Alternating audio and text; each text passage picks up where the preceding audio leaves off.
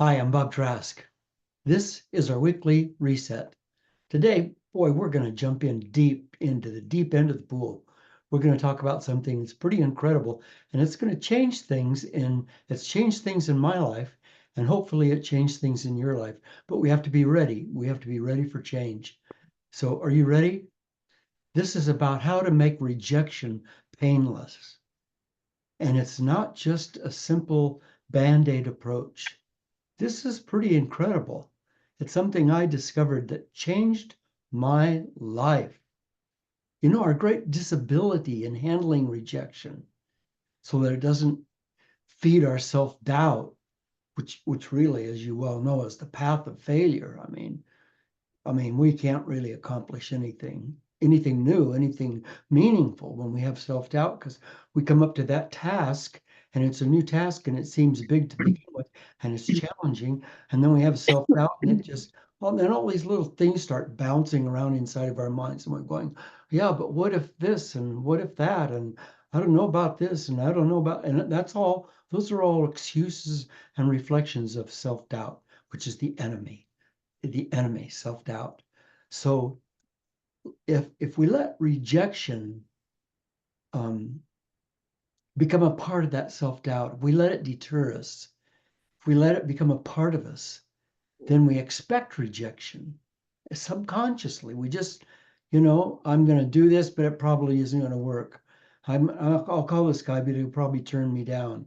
I'll audition for this film, but I probably will not get it. I'm just constantly carrying that sense of rejection forward. And of course, that's what I'm creating. We lose before the game's even started. Boy, I'll tell you one thing I've learned in life, and that's that if you look into the darkness, you create darkness. If you look at the things in your life that are not working, boy, I'll tell you, those things just keep coming. But if you can just look somewhere else, that somewhere else starts to manifest. Stephen Collins said you need to develop somehow a huge amount of confidence in yourself because there's a lot of rejection throughout life. And you have to believe in yourself more than anyone else. You have to believe in yourself more than anyone else does. But how do you get to that point? Because it's like we're like we're always little kids. I'm just gonna say that right out. We're always little kids. I know we got these big bodies and we think that we're really intelligent, but we're not. We don't even know what we don't know. And little kids don't know what they don't know.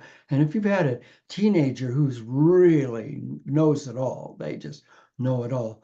But if you look at that, you say, but you don't know, dear daughter, dear son, you don't know what you don't know because you're wiser. You've been there. You know more than that. Well, we're still kids and we still don't know what we don't know. So we have to believe in ourselves more than anyone else, more than anyone else can believe in us, because then we're constantly at the edge of our consciousness, not buried in the center of it, but out at the edge of it, pushing the boundaries with curiosity. What more is there? What more could there be? And what we're going to talk about today in rejection and overcoming rejection and healing rejection and having rejection bounce off and not hurt. What we're going to talk about today is going to be one of those things that's outside of our consciousness. It's a little bit farther because we want to go forward, don't we? We want to accomplish our dreams. Hey, that's what we're here for. We each are unique individuals. We came into this world as unique individuals. And what we're trying to do here is something that's never been done before. Because no one else can do what I can do. No one else can do what you can do. I can't do what you can do. I can't do what you can do. If you have 20 great bakers, star bakers, and you give each one of them a recipe for a chocolate cake, and they all make chocolate cakes, and you've got 20 chocolate cakes, you walk down the line and look at them, and they're all different. You taste them, they're slightly different. They're different because nobody can do what everyone else can do. You can only do what you can do, and it's perfect. You can only do what you can do, and no one else can do it. That's why you're here. So I know you want to go forward and I want to go forward and we want to accomplish our dreams. Damn it. We want to make it happen. In the time that we're here, we want to do what we came here to do. But we don't know what the river of life has in store for us, do we? And if we feel like failures and we feel like the odds are against us and we dwell on that, then our future is foretold. But if we let our failures and our rejections bounce off of us, we move into a treasured future that will have the elements of joy greater than we can even now imagine. William Shakespeare said, the bard, that great mind, that great old William Shakespeare said, we know what we are, but know not what we may be. We know what we are, but know not what we may be. But hey, rejection is a fact of life, isn't it? It's going to happen. And it's difficult to deal with. Nobody wants to believe that they're insufficient. Did you know that Sylvester Stallone was rejected thousands of times in his mission to be an actor? Thousands of times. Not tens or 20s or hundreds, thousands of times. He was auditioning multiple times every day, year after year. And then the hit movie Rocky came out and is today considered one of the greatest films ever made, not just in the US, but across the world.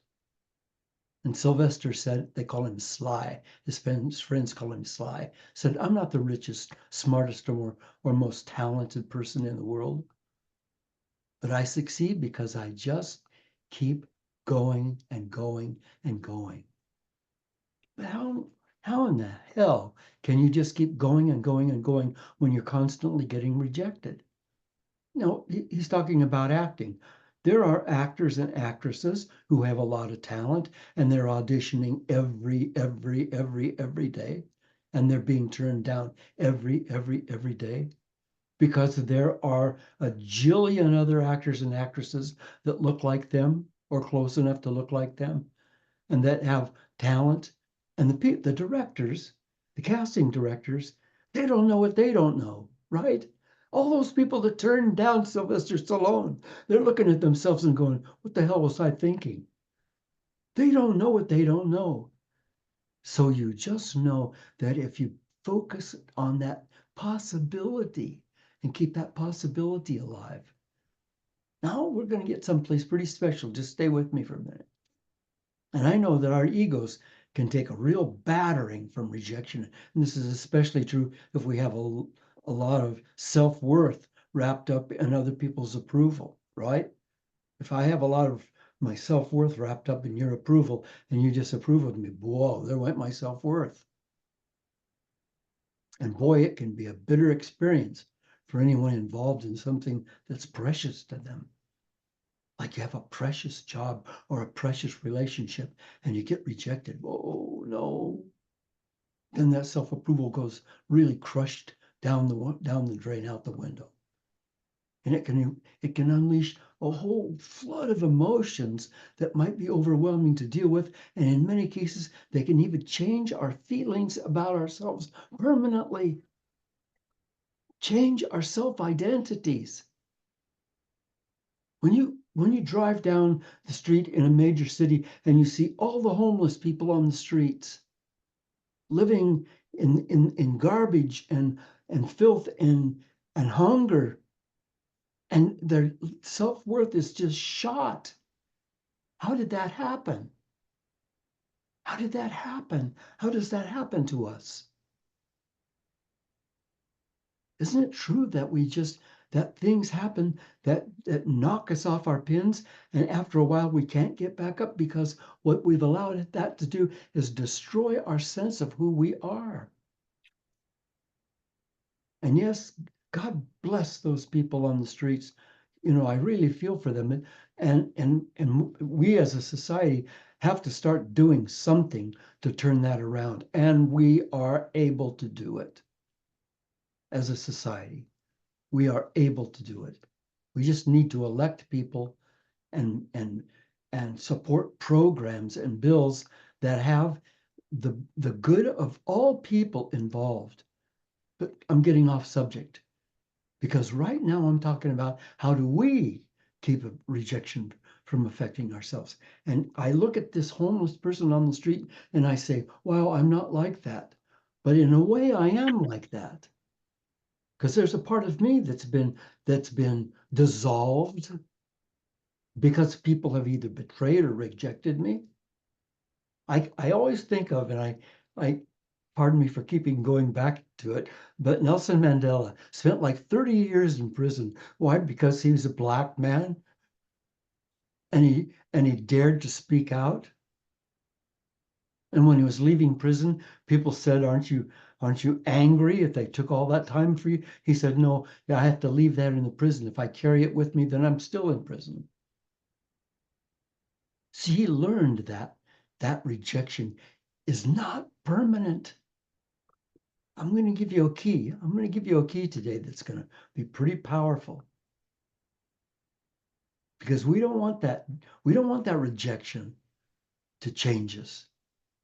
We don't want it to make us have less than positive opinions about who we are and of our value to the world.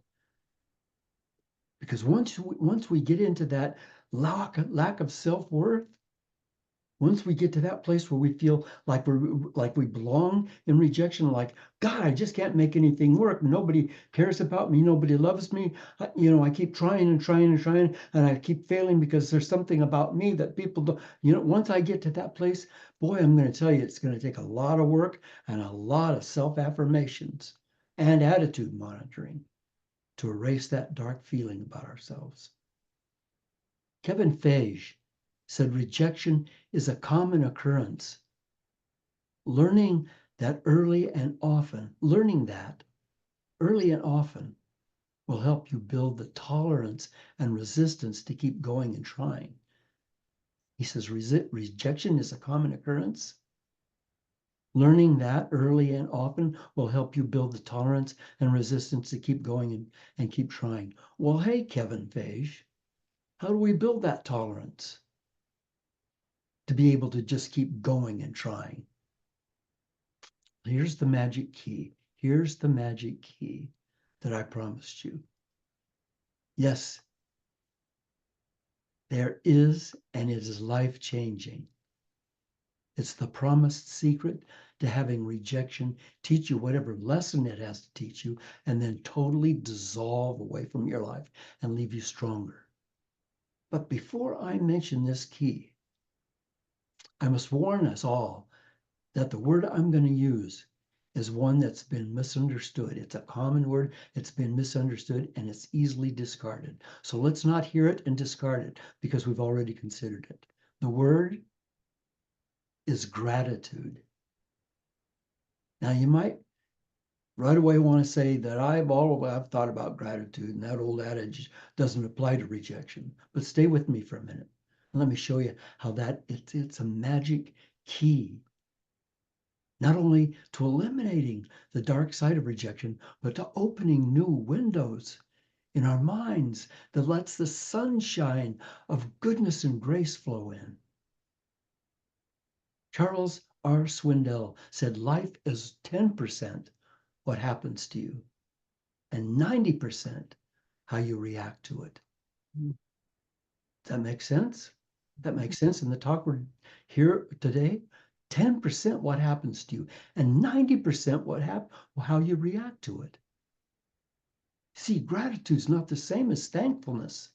When I'm talking about gratitude, don't think I'm talking about that thing. We need to be grateful because we are grateful for our car and our house. We're grateful. No, that's not what we're talking about. No, that's thankfulness.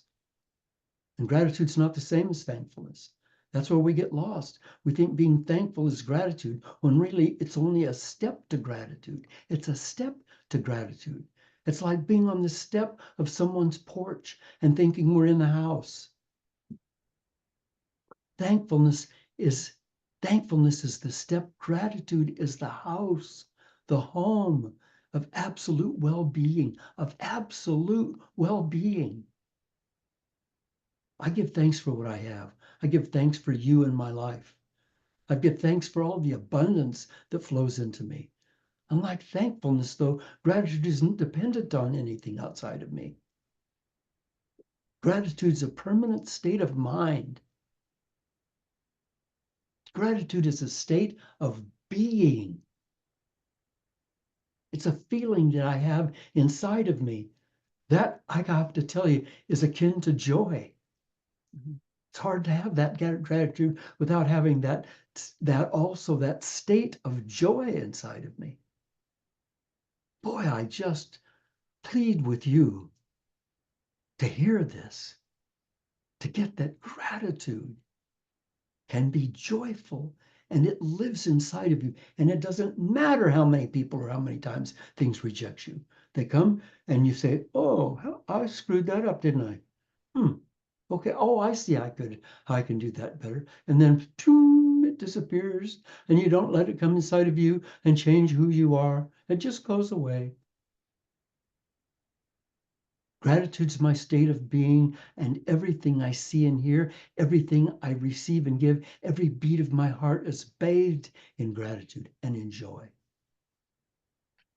Now, I know that for some people hearing this, they might say, well, hey, that's real easy for you to say, Bob, because you've got things in your life that you're grateful for, and that makes sense.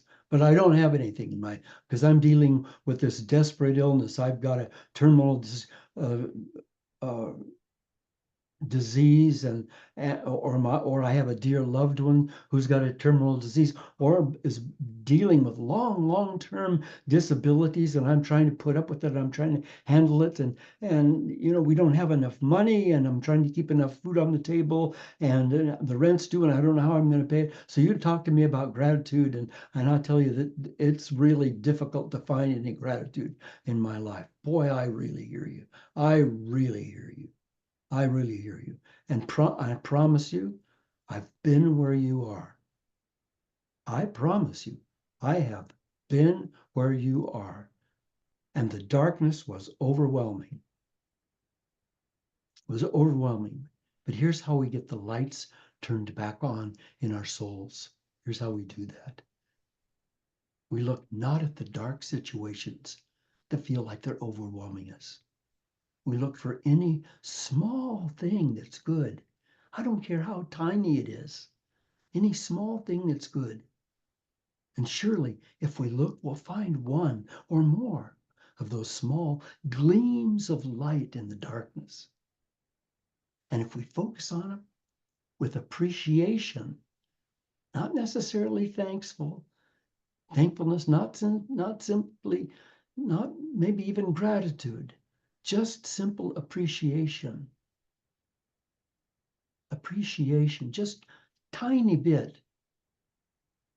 If we can just be appreciative of even the smallest tiny thing, then that light, that little thing, that little, so you say, well, I did get a pretty good night's sleep last night.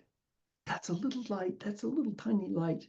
And I focus on that, and I focus on that light makes me feel today. And I just focus on that. And that light begins to grow. When I focus on it, it begins to grow.